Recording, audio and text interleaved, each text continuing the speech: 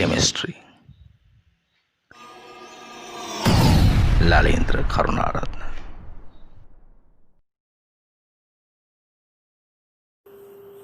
අයිබෝවන් අද අපි සාකච්ඡා කරන්න යන්නේ සල්ෆියුරික් අම්ලයේ ප්‍රතික්‍රියා පිළිබඳව. ඉතින් මේ සල්ෆියුරික් අම්ලයේ ප්‍රතික්‍රියා ගැන ඔයගොල්ලන්ට වෙනම වීඩියෝ එකක් විදිහට ඉදිරිපත් කරනවා නෙමෙයි. අපේ පන්තියේ ළමයි සමග කරන ඔන්ලයින් ක්ලාස් එකේම වීඩියෝ එකක් විදිහට තමයි ඔයගොල්ලන්ට ඉදිරිපත් කරන්නේ. H2SO4 අපි IUPAC ආකාර කියනකොට ඔක්සි අම්ල හැම එකම අපි ඉක් කියලා නම අවසන් කරනවා. එහෙනම් සල්ෆියුරික් ෆොස්ෆරස් නම් ෆොස්ෆරික් නේද? නයිට්‍රජන් ගේ ඔක්සි අම්ල නම් නයිට්‍රික් ඔය අනාදි වශයෙන්. එහෙනම් මෙතන එන්නේ කොහමද? සල්ෆියුරික් RIC නේ සල්ෆියුරික් ඊට පස්සේ සල්ෆර් ඔක්සිකරණාංකය. කීයද සල්ෆර් ඔක්සිකරණාංකය? ධන 6යි. ඉතින් මේව ගන්න හැටි මම කියන්න ඕනේ නැහැ දන්නවා. ඔක්සිජන්ගේ ඍණ 2යි. ඍණ දෙවරක් 4 ඍණ 8යි. හයිඩ්‍රජන්ට ධන 2ක් දෙනවා. එහෙනම් ඍණ 8යි ධන 2යි ඍණ 6යි. එහෙනම් මේ සල්ෆර් දෙනවා. ඒක ලකුණු මාරු කරලා ධන 6යි. නේ? එහෙනම් සල්ෆියුරික් 6 acid. කැපිටල් ෆෝමියුලා අපි කියන්න ඕනේ. 6 acid ACID. ඉස්තරකින් පස්සේ acid කියලා ලියන්න. හරි. ඒක මතක තියෙන්න ඕන. එතකොට සල්ෆියුරික් 6 acid හරි පැහැදිලි. ඊළඟට බලමු අපි දැන් මෙතනදී මේ මතක තියෙනවද මෙයා මේ ඔක්සිකරණාංකය වරහන් තුල කැපිටල් ෆෝමියුලා එකකින් ලියන්න ඕන. හරි. අදාළ ඔක්සිකරණාංකය වරහන් තුල කැපිටල් ෆෝමියුලා එකකින් ලියන්න ඕන. එතකොට ටියුට් එකේ ඒක වරහන් කරලා නැහැ. ඒක වරහන් කරගන්න සල්ෆියුරික් 6 acid කියන එක. හරි. ඊළඟට බලමු දැන් මේ සල්ෆියුරික් අම්ලයේ ව්‍යුහය. ඉතින් මේවා දන්නවා. සල්ෆර් සමග මම විමාන තලයේ අදින්නම්. ඔක්සිජන් නේද? H2SO4 අදිනකොට මම නැවතත් පොඩ්ඩක් මේකේ මතක් කරන්නම් මේ මෙවැනි අණුවක් දෙන්න දුන්නාම මේ අණුවේ කොහොමද ව්‍යුහය අඳින්නේ? ඉතින් මුලින්ම බලන්න ඕන මධ්‍ය පරමාණුව වටා ඇති පරමාණු පමණක් අඳින්න. ඉතින් අපි දන්නවා හයිඩ්‍රජන් සම්බන්ධ වෙලා තියෙන ඔක්සිජන්ට. ඒ නිසා මෙතනදී H2SO4 අඳින්න නැතුව එතන දෙක ගලවන්න. ගලවපුවම මොකද ඉතුරු වෙන්නේ? SO4 2-. එහෙනම් ඕගොල්ලෝ මුලින්ම මොකක් අඳිනවද? SO4 2- ව්‍යුහය අඳින්න. හරි. ඒතර මේ ව්‍යුහයේ සහභාගී යටතේදී කතා කරගුවා. එන සල්ෆර් ඔක්සිජන් 4ක් තියෙනවා. 1යි 2යි 3යි 4යි. ඍණාරෝපණේ වටේ පරමාණුන්ට පුළුවන් තරම් එක ගානේ දෙන්න. ඒතකොට දෙකක් තියෙනවා. මම කියනවා මෙයාට ඍණ 1යි මෙයාට ඍණ 1යි. නේ? ඊළඟ මම ක්‍රමයක් කියලා දුන්නා. කොහොමද? වටේ පරමාණු සාධන බන්ධන සංඛ්‍යාව 8න් අඩු කරන්න කාණ්ඩාංකය. 8න් අඩු කරන ඔක්සිජන්ගේ කාණ්ඩාංකය ද්විතාන ක්‍රමයට ගත්තාම 6යි. 8න් 6ක් ගියාම 2යි. එහෙනම් බිඳපත. මෙතනත් එහෙමයි. O- ගත්තාම මේ ඍණ එකේ ආරෝපණය මෙයාගේ කාණ්ඩාංකයට එකතු කරන්න. ඍණ නම් එකතු කරන්න ධන නම් ඒ ධන ආදී අඩු කරලා ගන්න. එහෙනම් කාණ්ඩාංකය 6යි මේ ඍණ 1යි 7යි. එහෙනම් 8න් අඩු කරන්න එහෙනම් දැන් මේ කාණ්ඩාංකය කී කියලා සලකන්නේ 6යි නෙමෙයි අර ඍණ එකත් එක්කලා 7යි. මේ ඍණ වලින් කියන්නේ ඉලෙක්ට්‍රෝනයක් වැඩි කියන එකයි. එහෙනම් 8න් අඩු කරන්න 7ක් එක බන්ධනයයි. මෙතනත් එහෙමයි ඒ විදිහටමයි. හරි. මධ්‍ය පරමාණු වටා පරමාණු 4ක් තියෙනවා. ඒක සල්ෆර්ගේ. ඒක සර තියෙනවද බලන්න. බන්ධන 1යි 2යි 3යි 4යි 5යි 6යි. බන්ධන 6යි. සල්ෆර් ඉන්නේ 6 වෙනි කාණ්ඩේ. එහෙනම් ඒ ඉලෙක්ට්‍රෝන 6ම බන්ධන හදලා තියෙන්නේ මේකේ ඒක සර එකක්වත් නැහැ. එහෙනම් මධ්‍ය පරමාණු වටා පරමාණු චතුස්තලීය ලෙස පවතිනවා. දැන් අපිට ඕන වෙන්නේ සල්ෆේට් අයනේ නෙමෙයි කවුද? H2SO4 අඳින්න. කොහොමද H2SO4 අඳින්නේ? මේ O- තියෙන තැනට H ධන ගෙනල්ලා හේතු කරන්න. ඒ දැන ගෙනාවේ කියලා. මම මේක මේ එන්නේ නැහැ. එතකොට මෙතන ගෙන එකයි ධන එකයි නැතුව යනවා. අන්න මේ දෙන්න අතර බන්ධනයක් හදනවා. මෙතනත් එහෙමයි මම කීකින් කියන්නේ දැනට. ඒ ධන දාපුවම අර ධනයි ගෙන නැතුව යනවා. මෙන්න මේ දෙන්න බලන්න. එහෙනම් ව්‍යුහයක් අදින්න කිව්වම මොකද කරන්නේ? මුලින්ම මධ්‍ය පරමාණුව වටා අයනේ හෝ ඊ අදාළ අණු දෙක ඇඳ ගන්න. එතන තියනවා නම් හයි කරන්න පස්සේ අර ඍණ තියෙන තැනට ධන ගෙනල්ලා තියන්න. දැන් පැහැදිලිද? එතකොට සල්ෆියුරික් ආම්ලයේ සාමාන්‍ය මේ ව්‍යුහය. එතකොට මේගොල්ලන්ගේ එකසර යුගල් අපි දන්න ඔක්සිජන්ගේ එකසර කාණ්ඩය 6යි බන්ධන දෙකක් හදලා තියෙනවා. කොහොමද එකසර හොයාගන්නේ? මේ බන්ධන පාඩමක් කරලා මෙයන්ගේ උනන නගියට ගත්තොත් එතකොට 6 වෙනි කාණ්ඩාංකයෙන් අඩු කරන්න බන්ධන සංඛ්‍යාවක් නේ. හරි. එතකොට මේ කාණ්ඩාංකය 6යි. 6න් අඩු කරනවා බන්ධන 2යි. 6න් දෙකක් ගියාම 4යි. ඉලෙක්ට්‍රෝන එතකොට ඒකසර ඉලෙක්ට්‍රෝන 4ක් තියෙනවා. ඒක යුගල කරන්න දෙකෙන් බෙදුවම 2යි. නේ. හරි. එහෙනම් ඔක්සිජන් වටා ඒකසර ඉලෙක්ට්‍රෝන යුගල 2යි. මෙතනත් එහෙමයි. ඔක්සිජන් වටා ඒකසර ඉලෙක්ට්‍රෝන යුගල 2යි. කාණ්ඩය 6යි. 6න් බන්ධන 2 ගියාම 4යි. 4 දෙකෙන් බෙදපුවම 2යි. මෙතන තියෙන්නේ විදියටමයි මේ අණු සර්ව සමයි. මෙතන OH එක විදියටම සර්ව සමයි. ඒ සමානවත කියන්නේ. මෙන්න සල්ෆියුරික් ආම්ලයේ ව්‍යුහය. එතකොට ත්‍රිමාණව ගත්තොත් මෙයා සල්ෆර් වටා ඔක්සිජන් පරමාණු ටික චතුස්තරී ලෙස පිළිනවා. හරි. දැන් සල්ෆියුරික් ආම්ලයේ භෞතික ගුණ ගත්තාම ඒ භෞතික ගුණ කෙරෙහි මෙයාගේ ව්‍යුහයේ අපිට මේ දායකත්වයක් ඇති වෙනවා කියලා පැහැදිලි කරන්න පුළුවන්. අපිට පේනවා සල්ෆියුරික් ආම්ලයේ OH බන්ධන දෙකක් තියෙනවා. ඒ නිසා මෙයා එක පැත්තකින් ද්විභාෂණික අම්ලයක් ලෙස හැසිරෙනවා. ඉතින් නිදහස් කරන්න පුළුවන් දෙකක්. අනිත් පැත්තෙන් ගත්තාම OH කාණ්ඩ තියෙනවා කියන්නේ හයිඩ්‍රජන් බන්ධන හදන්න පුළුවන්. ප්‍රබල හයිඩ්‍රජන් බන්ධන හදන්න පුළුවන්. එහෙනම් සල්ෆියුරික් ආම්ලයට අධික ද්‍රවාංක තාපාංක තියෙන්න ඕන. ඒ හේතුව සල්ෆියුරික් ආම්ලයේ ප්‍රබල හයිඩ්‍රජන් බන්ධන සාධන නිසා. ඒතර මම ව්‍යුහේ දීලා තියෙනවා. ඒ හයිඩ්‍රජන් බන්ධන සෑදෙන ආකාරය ගැන අපි ඒ ව්‍යුහේ පොඩ්ඩක් බලමු. ඒතර බලාගන්න එහෙනම් මේ මතක තියෙන්න ඕන සල්ෆියුරික් ආම්ලයේ ද්‍රවාංක සහ තාපාංක ජලයට සාපේක්ෂව අඩු වේද වැඩි වේද? ටියුට් එක ඕගොල්ලෝ අතේ තියෙන හින්දා පේන අඩුද වැඩිද කියලා නේ. ඔව්. OH කෙරවල් දෙකක් තියෙනවා. ඒ මදිවට තව සල්ෆර් සමග දිත්ත බන්ධන O දෙකක් තියෙනවා. එහෙනම් හයිඩ්‍රජන් බන්ධන ජලයට සාපේක්ෂව මේගොල්ලන්ගේ ද්‍රවාංක තාපාංක ඉතා ඉහළ ස්වභාවයක් ගන්නවා නේ. එතකොට සල්ෆියුරික් ආම්ලයේ ද්‍රවාංකය සෙන්ටිග්‍රේඩ් 10.5යි තාපාංකය සෙන්ටිග්‍රේඩ් 338යි නේ. හරි. අධික ඉහළ ද්‍රවාංක තාපාංක තියෙනවා. සංසුද්ධ සල්ෆියුරික් ආම්ලයේ උකුයි. ඉතින් ඒක තමයි අපි අර පොලියම් කියලා කියන්නේ එක පැත්තකින් මේ H2SO4 ලිපිඩ් අවස්ථාව. ඉතින් මේ පොලියම් ආකාරයට මේ මම මෙතන දීලා තියෙන්නේ සල්ෆියුරික් ආම්ලයේ කොහොමද බන්ධන පවතින්නේ කියලා. බලන්න හයිඩ්‍රජන් බන්ධන සහිතව පවතින ආකාරය සල්ෆර් සමග ඔක්සිජන් ඔගොල්ලන් දීලා තියෙන ටියුට් එකේ පේනවා මේක. OH බන්ධන මෙහෙම තියෙනවා. ඊට පස්සේ මේ ද්විත්ව බන්ධන O ද්විත්ව බන්ධන O. එතන බලන්න මේ කොහොමද හයිඩ්‍රජන් බන්ධන සාධාරණ කියලා. මේ OH බන්ධනයේ හයිඩ්‍රජන් යාපන සල්ෆියුරික් ආම්ලයේ මේ ද්විත්ව බන්ධන O සමග හයිඩ්‍රජන් බන්ධන හදන්න. හරි.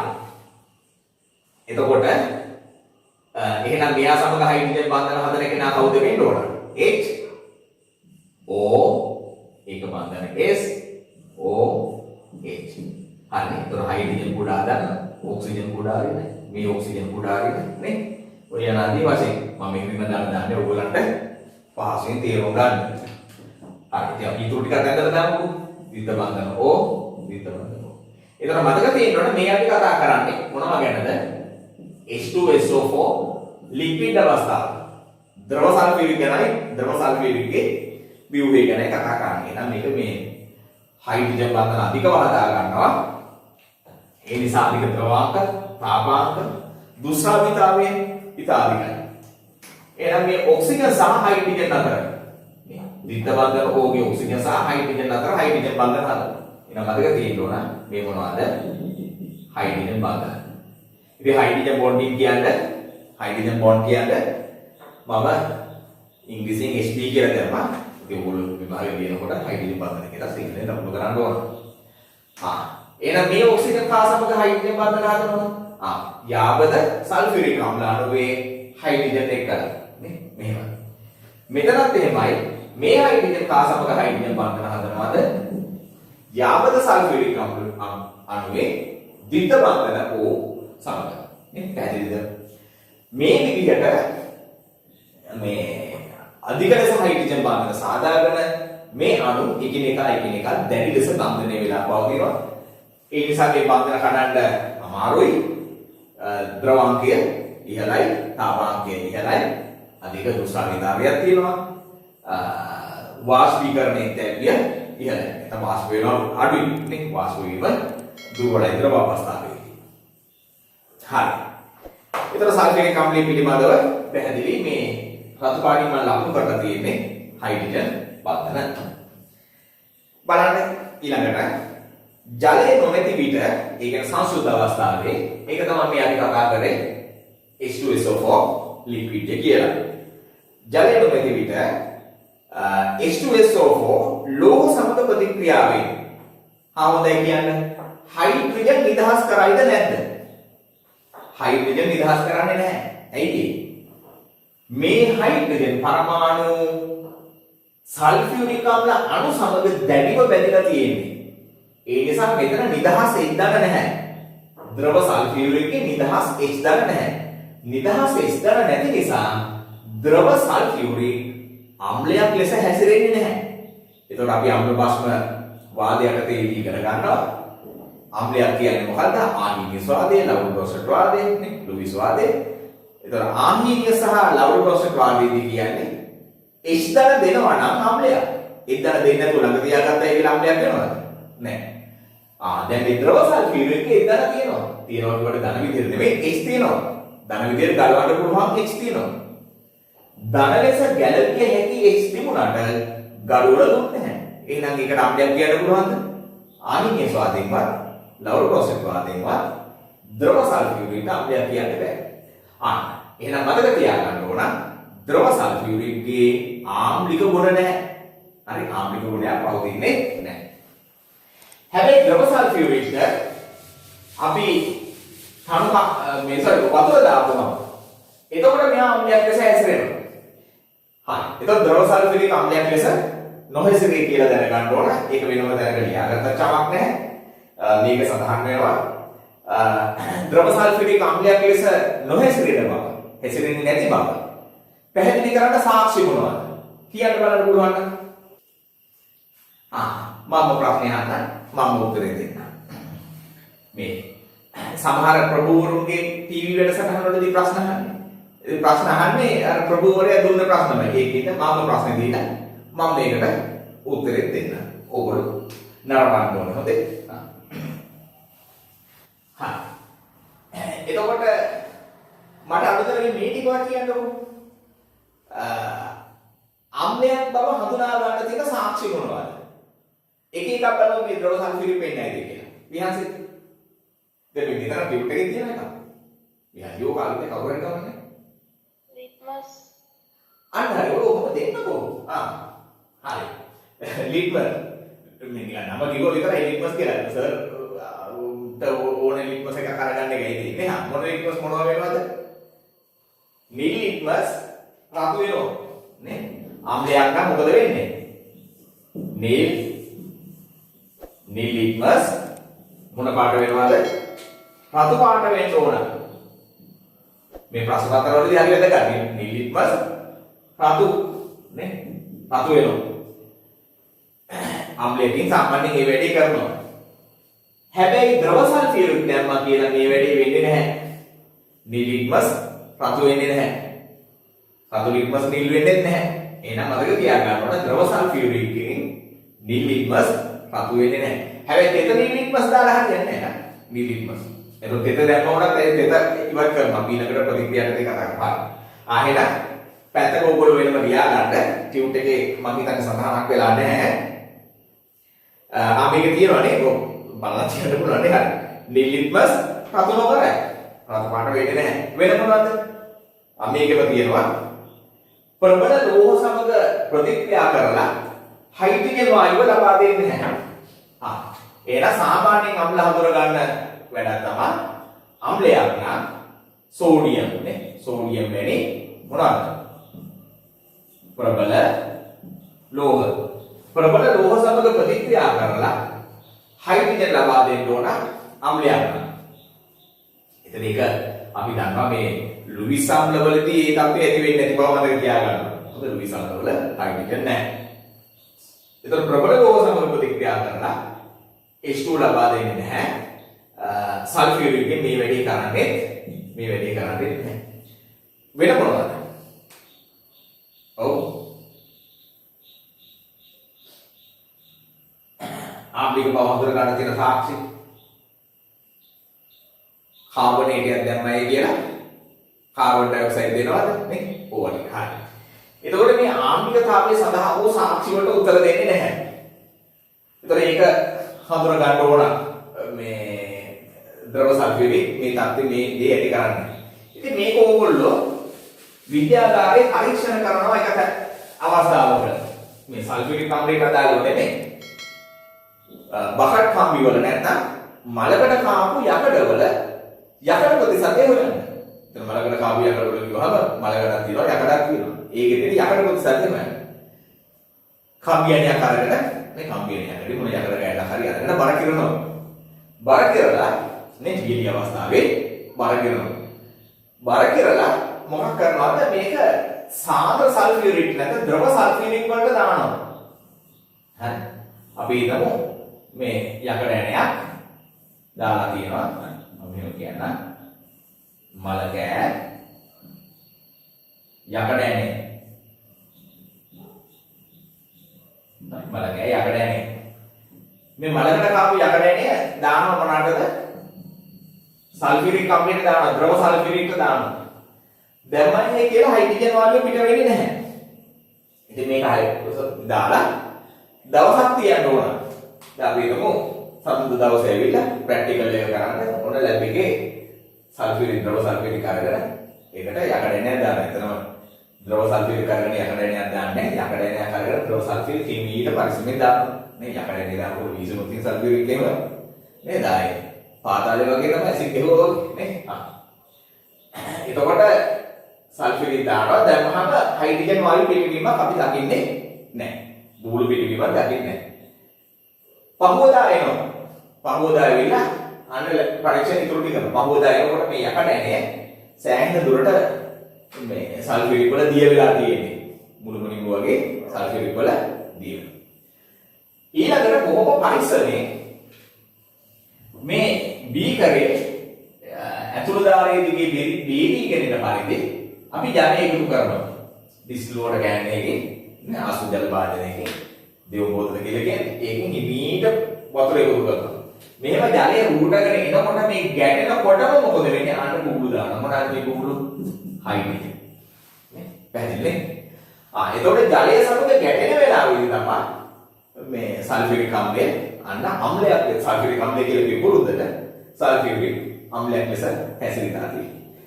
එතකොට දැන් අපිට පැහැදිලි අර්ථකථනයෙන් ඉදිරිපත් කරන්නේ සල්ෆියුරික් විතර නෙමෙයි කොයි එක ගත්තත් අම්ලයක් නම් එක්දන දෙන්න ඕන. එක්දන දෙනවා නම් තමයි අම්ලයක් වෙන්නේ. දෙන්න හිතාගෙන හිටියට අම්ලයක් වෙන්නේ නැහැ නේ. එතකොට එක්දන දුන්නු ආයෙත් මේ වෙලාවේ තමයි සල්ෆියුරික් අම්ලයක් බවට පත් වෙන්නේ. එක්දන දුන්නා එක්දන H2 බවට පරිවර්තනය වුණා. ඔක්සිජන් ප්‍රතික්‍රියාවක් සිද්ධ වුණා. යකඩ සමග නේද? එතකොට ඒ සමගම මේ සල්ෆියුරික් අම්ලයක් ලෙස හැසිරුනේ ජලයේ දාපු අවස්ථාවේදී නිසා සංසුද්ධ අවස්ථාවේදී අම්ලයක් ලෙස හැසිරුනේ නැහැ. ඒකට මට උපමාවක් ලෙස කිව්වේ හැකි මං හිතන් ඉන්නවා මහා දානයක් දෙන්න. මම ළඟ දාන වස්තුවක් තියෙනවා. ඒක මේ මම දන් දෙන්න බලාගෙන ඉන්නේ. නේද? පූජකෙක්නෝ හිඟන්නේ හරි කාට හරි දන් දෙන්න. හැබැයි මට කවුරුත් හම්බෙන්නේ නැහැ. මේ දානෙ දෙන්න මට කවුරුත් හම්බෙන්නේ නැහැ. ඉතින් මම දානපතියෙක් වෙනවද? මට දානෙ පිනක් හම්බ වෙනවද? ඒක හම්බෙන්නේ නැහැ මට නේ. දාන වස්තුව තියාගෙන මම දෙනවා කිය හිතේ මේක දානයක් බවටපත් වෙන්නේ නැහැ. ඒක දෙන්න ඕන දානයක් නේද? එහෙනම් සල්ෆියරේ දෙන්න බලාගෙන ඉන්නවා මොනවද දෙන්න බලාගෙන ඉන්නේ? එතන දෙන්න බලාගෙන ඉන්නවා. ඉතින් ගන්න කවුරුත් නැහැ. ගන්න කවුරුත් නැත්නම් මේක එතන දුන්නා වෙනවද? නැහැ. එහෙනම් එතන දීමක් උන් නැත්නම් අම්ලයක් නෙමෙයි. ජලේ දාපු ගාම නේ අන්න ප්‍රතිග්‍රහ කරනවා ජලය වගේ නේ. අන්න එතන දෙනවා සල්ෆියරේ. එතකොට තමයි අම්ලයේ ලෙස හැසිරෙන්නේ. හරි. එතකොට මම මේක විශේෂ අවස්ථාවක් ගැන කතා කරේ. අපි බලමු ඊළඟට. ඒක ඔය කවුරු කියා දෙනවා. මේ සල්ෆියුරික් කියන්නේ අපි දන්නවා ඊටාත්ම ජලදාවී. අධික ලෙස ජලයේ දිය වෙනවා. අධික ලෙස ජලයේ දිය වෙන්න හේතුව පැහැදිලි. අධික ජලදාවී වෙන්න හේතුව මොකද්ද? ජලය සමග ප්‍රතික්‍රියා කරලා කලින් මම සල්ෆර් ඩයොක්සයිඩ් ගැන කතා කරා. ජලය සමග ප්‍රතික්‍රියා කරලා H ධන ලබා දෙනවා. ඉදිරියේ මේ ගැන කතා කරන්න දෙනවා මම මෙතනදී සියල්ල එකතු කරලා කියන්නම්. H2SO4 liquid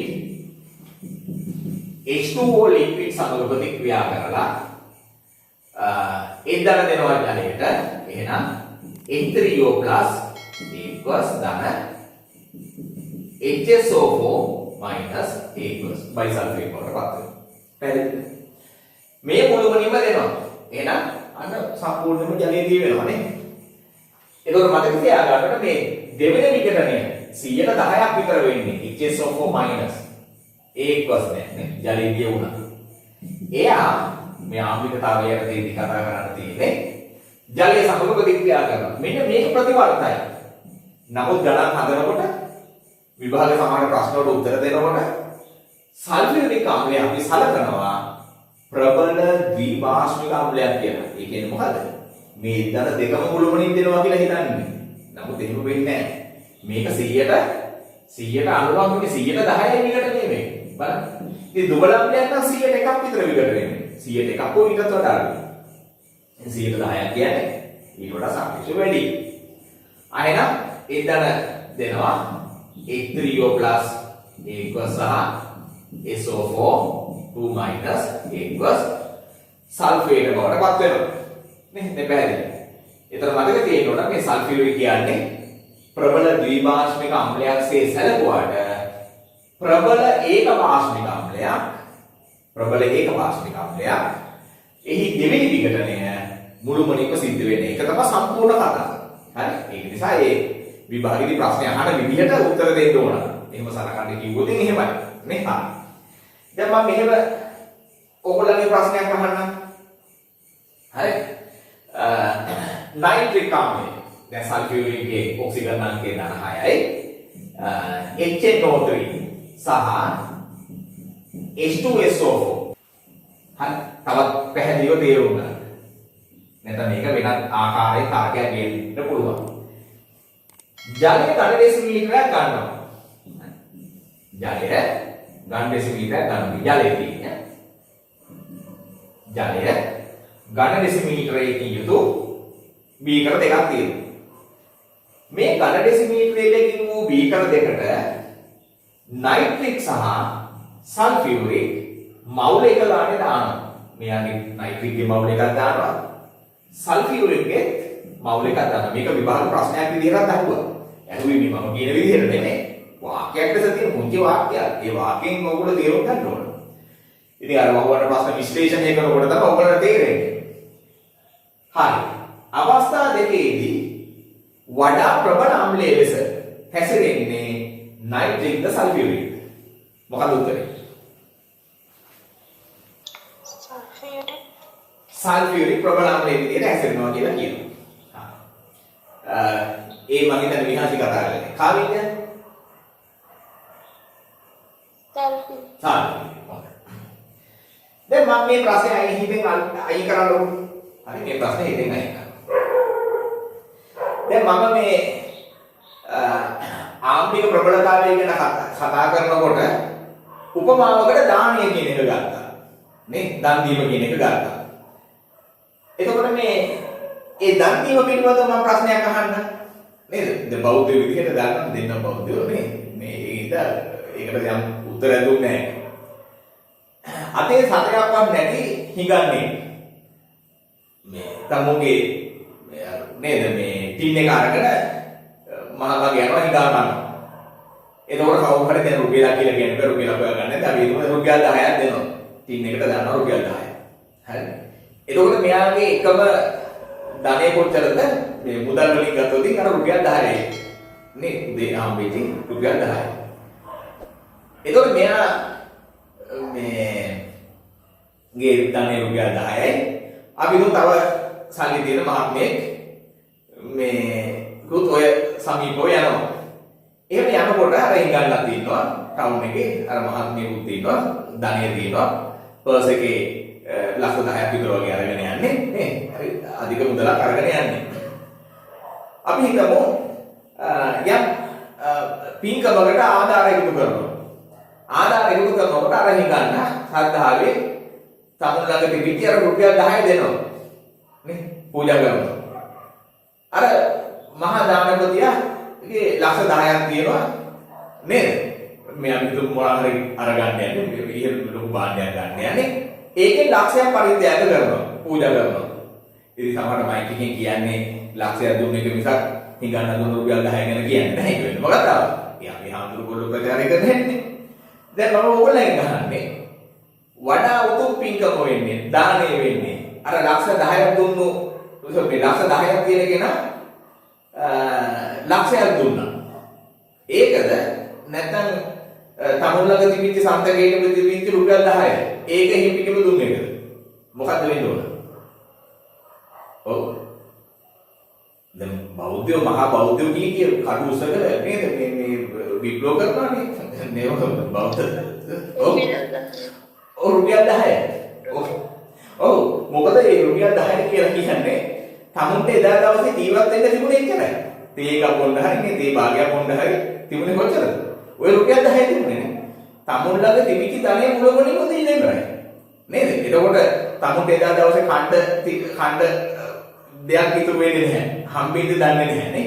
ආයෙත් තමුන් ජීවිත පරිත්‍යාගී අර තමුන් ළඟ තිබිච්ච ධනෙ දුන්නා පොඩි ධනෙ වුණා නේ. ඒතකොට අර මනුස්සයා දුන්නා බොහොම හොඳයි. නමුත් සියල්ල නෙවෙයි දුන්නේ පොඩ්ඩක් දුන්නේ නේ. තිබිච්ච එකේ ලක්ෂයක් දුන්නාට තව 9ක් තියෙනවා අතේ නේ. හරි. දැන් මේ කියන්නේ තියෙන සේරම දෙන්නේ කියලා. ඉතින් ඔය වගේ ඉතිහාසයේ කතාවකුත් තියෙනවා නේ දුටුගැමුණු රජු මහා වෙහෙර විහාර හැදුවා නේ. එතකොට මේ සංඝයා වෙනුවෙන් මොනවද නොකරේ නේ? ජීවිත පරිත්‍යාගයෙන් සියල්ල කරා. එහෙම කරලා අවසානයේ ගන්න වෙලාවේදී මොකද මතක් වුනේ? අර මේ මල්ලිත් එක්කලා සටන් කරලා පෙරදිලා වණේට ගිය වෙලාවේ නේද ඛණ්ඩ තිබිච්ච එදා දවසේ ජීවිතය රැක ගන්න තිබිච්ච මේ බත්පත අර මේ මහා ස්වාමීන් වහන්සේට මේ රහතන් වහන්සේට පූජා කිරීමේ එක තමයි පැරණ වෙලාවේදී මතක් වුනේ නේ ඒ පින්කමෙන් තමයි දිව ලෝකෙ ගියේ නේද ඒ නිසා මෙතනත් එහෙමයි එහෙනම් මේ තියෙන දේ දෙන්නේ චුට්ටද හුඟක්ද කියන එක ප්‍රශ්නයක් නැහැ නේ දෙන්නේ පොඩ්ඩද හුඟද නෙමෙයි වැදගත් වෙන්නේ මොකද්ද තියෙන ටික සියල්ල දුන්නද කොටසක් තමුන් තියාගෙන ආරක්ෂාවට තමුන්ගේ ජීවිත ආරක්ෂාව වෙනුවෙන් කොටසක් තියාගෙන ඉතුරු ටික දුන්නද කොච්චරයිනේ ආයෙත් මට දැන් කියන්න මේක උත්තරේ මොකක්ද මේ අවස්ථාව දෙකේදී කවුද ප්‍රබලම ලෙස හැසිරලා තියෙන්නේ